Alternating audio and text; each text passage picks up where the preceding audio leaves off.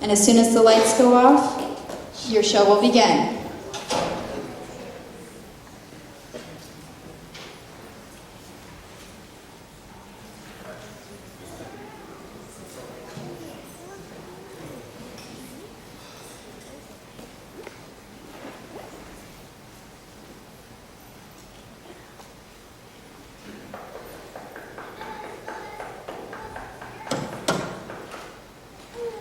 I'm coming! Are you okay? I'm soaking wet.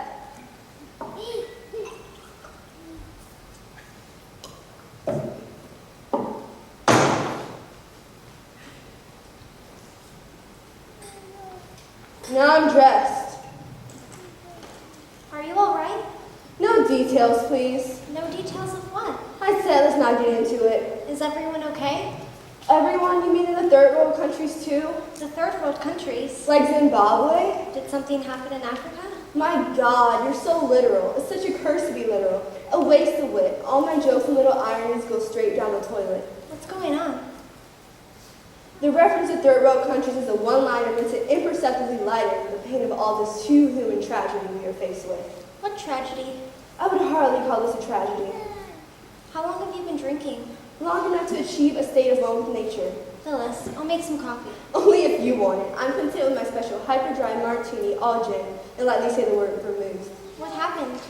What are you accusing me of? What is the emergency? What emergency? The message on my service. Where'd you get that? That what? Not from their eyes, honey, the coat. This coat? Now you got it. You've seen this coat 100 times. I have? Including yesterday. One of my patients was wearing this very coat, okay? Made up of many skins. Where's Sam? What's wrong? No details, please. Is he? He's fine. The worst case of Sam's health in his 30 years has been one case of chapped lips. Why are you so distraught? Distraught? I haven't even reached yet. This is nothing. Nada. Zilch. You got that? Now, where'd you get that coat? Bloomingdale's last year. And you wear it a lot? All the time. What animal? It's a good old Republican cloth coat. Now why'd you leave that hysterical message? I'd rather not discuss it. You'd rather not discuss it. I get this frantic, desperate, emergency, crisis help. I called you 10 times. Was that you? It sure was. Usually I can tell your ring is tremulous and tentative. Is Sam alright? I don't want to tell you.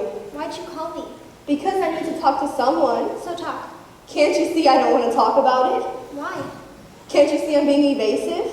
Why? I'm sorry if I inconvenienced you. You didn't.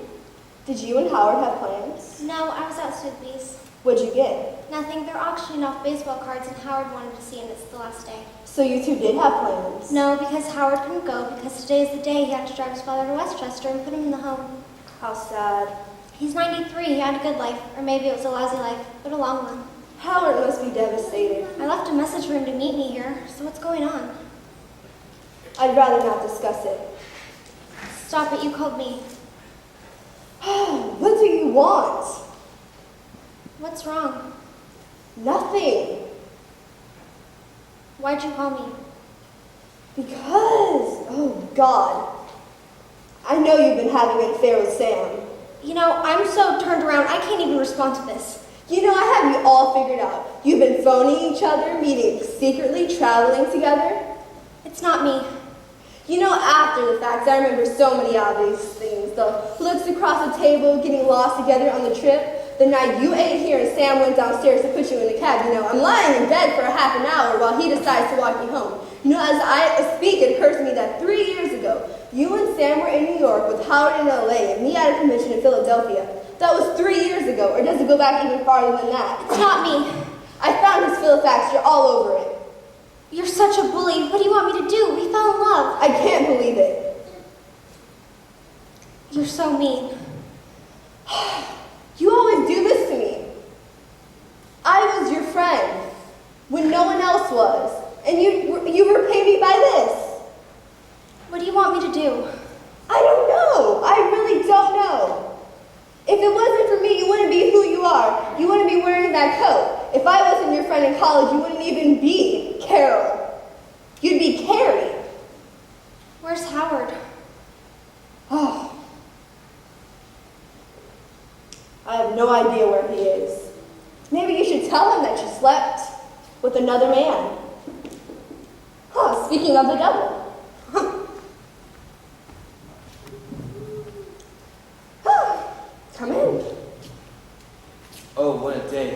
drink. Howard, guess what? You look at them in the home and you realize that's what it all comes to. What's the point of anything if it ends up like that? It may not happen that way for you, Howard. No, it might not. Tell him, Carol. Wait, tell me what? Why are you drunk so early? Howard, Carol's leaving you. There's something we need to discuss. What? I'm not sure this is the time or place. She's leaving you. I don't get it. Meaning you're out, no more wifekin. She's been sleeping with my husband for 3 years, and now she's finally going off with him. You're detestable. Am I lying? Close your mouth, Howard. Is this true, Carol? Sam and I fell in love. We didn't mean to hurt anybody. No, I'm sure you didn't. Aren't you going to get mad? What's the point? That won't undo things. There's a time to be rational, and there's a time to run amok. I keep the steak knives in the kitchen.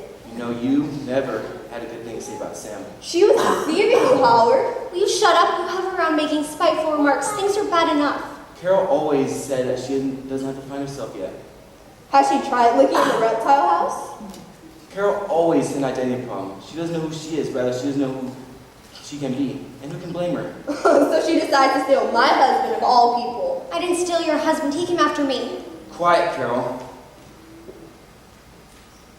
Everything you do, you always find someone else, not me. All right, calm down. I think you're overdue for your treatments. Howard's mood swings are getting worse. He doesn't like it known. Don't change the subject. That's what I've had to put up with for all these years. Manic highs and lows. You know, he recently tried joining the Hemlock Society, but they rejected him. Rejected by the Hemlock Society, I'd kill myself. Don't say that. You've never seen him in a gray funk eyeing the plastic bags in the cupboard. I'm not going to wipe in those homes, I'll tell you that. And then just as quickly he'll become happy. So happy. At least I have an identity. I'm Howard, who's manic depressive. Carol is trying to be you. Of course she is. God, if you think I have. When Howard swings into his uphill phase, he'll just trek into the plaza and run up all kinds of bills. Champagne and caviar and things he'll never wear. Big plans and grandiose schemes, and the only thing that strains him out is electricity. This man needs his voltage like we need our collagen, and he begs me to hide it. Quiet, Carol. Will you shut up? Don't you dare attack me. Well, you two make a lovely couple. I want both of you out of here when I return.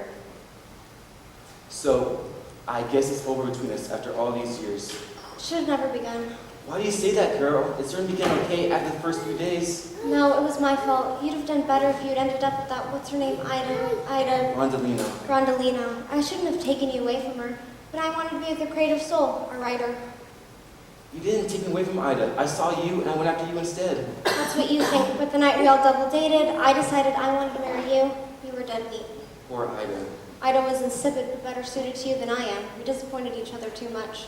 I'm the kind of guy that can't be alone, Carol. You'll get by. Try and understand. I'm nearly 30. How many more chances will I get? But I'm scared. I can see this has triggered one of your downhill swings. This and committing your father to a home. Why don't you call Dr. Carr? Maybe it's a good time to go in and get your head zapped. Howard, what are you doing? I think life is a black hole. Where did you get that? It was amongst my father's possession. Put that down. It's also squalid and meaningless. I don't want to live. Help, Phyllis! Shut up, my head's throbbing. Suicide is not the answer. It all comes to nothing. I don't want to live. You're going out with Sam and I can't be with anyone that I love. Suicide is not the answer. Help, Phyllis! You don't have to watch, Carol, because I'm going to kill you first, then myself. Me? Howard, you're joking. First you, then me. Howard, please don't. If you don't, shut the app. Howard, please don't. Give me one reason why you both should live, Carol. Because we're human beings, Howard. Fallible and stupid, but not evil, not really. Just mistaken, desperate. We're alone in the cosmos, Carol. This is not the cosmos. This is Central Park West.